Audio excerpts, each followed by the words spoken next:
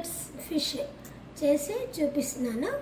దానికి కావాల్సింది శుభ్రంగా క్లీన్ చేసుకొని లోపల కూడా ఇలా క్లీన్ చేసేసుకొని నిమ్మకాయ రసం పిండుకోండి, నీసు కంపు పోద్ది. ఉల్లిపాయ, టమాటా, హోల్ గరం మసాలా వేసి ఆయిల్లో వేసి వేయించుకున్నానండి. ఇప్పుడు దీన్ని మిక్సీ పట్టుకుంట్లో పసుపు, స్పూను కారము, జీలకర్ర పొడి, ధనియాల పొడి, హోల్ గరం మసాలా, ఆమ్చూరు, పులుపు ఉండడానికి సాల్ట్, అల్లం వెల్లిపాయ పేస్ట్.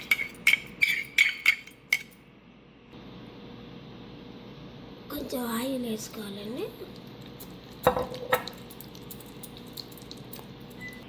ఇలా హోల్స్లో కట్ చేసుకున్నాను కదా ఫిష్ ఇందాక, వాటిల్లో అంతా ఇలాగా మసాలా అంతా పెట్టి ఒక్కొక్కటి ఇలా పెట్టుకోండి.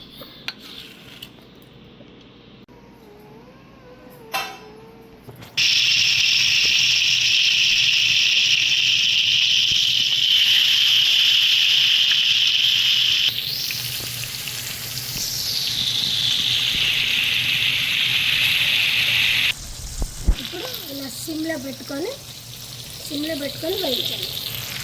ఇలా మూత పెట్టుకోండి, కొంచెం మగ్గుతుంది.